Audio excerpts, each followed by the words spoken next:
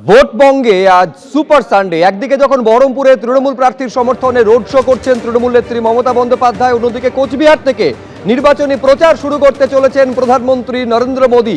কিছু সময়ের মধ্যে কোচবিহারে রাসমেলার ময়দানে প্রধানমন্ত্রী আসবেন এবং নির্বাচনী নির্ঘণ্ট ঘোষণা হওয়ার পর প্রথম বিজয় সংকল্প সভা থেকে বক্তব্য রাখবেন। অন্যদিকে নারুগোপাল মুখোপাধ্যায়, যিনি বহরমপুরে তৃণমূল কংগ্রেসের প্রার্থী, তার হয়ে রোড শো করছেন তৃণমূল নেত্রী মমতা বন্দ্যোপাধ্যায়।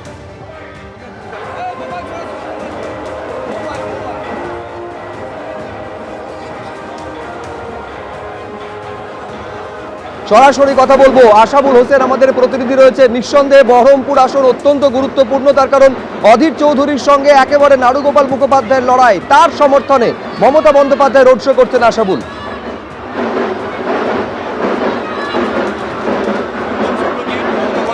প্রায় আধ ঘন্টা আগে তার এই মিছিল বা পদযাত্রা শুরু করেছেন। বহরমপুর গির্জা মোড় থেকে পদযাত্রা শুরু হয়েছে। ইতিমধ্যেই 1 কিলোমিটারের বেশি রাস্তা তিনি হেঁটেছেন এবং আগে সামনের দিকে এগিয়ে চলেছেন। খাগড়া বাজার বিবি সেন রোড ধরে এই মিছিল চলেছে এবং মমতা বন্দ্যোপাধ্যায়ের মিছিল বা পদযাত্রা মানেই অসংখ্য মানুষের ভিড়। সেই ভিড়টাই আমরা লক্ষ্য করছি যে রাস্তার দুপাশে অসংখ্য সাধারণ মানুষ দাঁড়িয়ে রয়েছেন, তার পেছনে হাঁটছেন অসংখ্য সাধারণ মানুষ।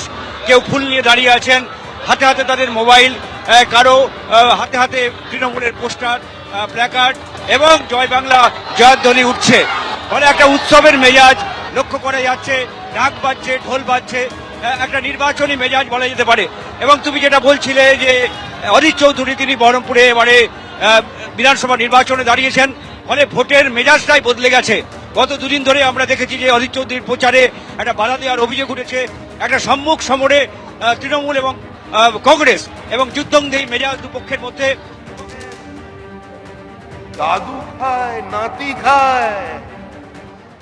পশ্চিমবঙ্গের ভোটার লিস্টে দাদুর বয়স 42, নাতির বয়স 22, মানে 42 বছরের ভদ্রলোক দাদু হয়ে গেছেন আর 22 বছরের নাতি তৈরি করেছেন। দুজনেই পশ্চিমবঙ্গের ভোটার। এরকম অভূতপূর্ব ভোটার লিস্ট ভারতবর্ষের কোথাও নেই। ভাই বোনের বিয়ে হয়ে গেছে, স্বামী স্ত্রী দুজনেরই পিতার নাম এক।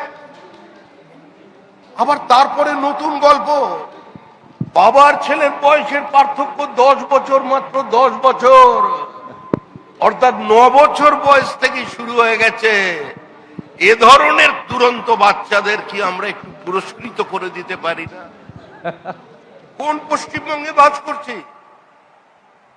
আজকে পশ্চিমবঙ্গের যুব সমাজ দাঁড়িয়ে বলছে আমরা ভাতা নয় ভাত চাই, ভাতা নয় ভাত চাই। এবিপি আনন্দ, এগিয়ে থাকে, এগিয়ে রাখে।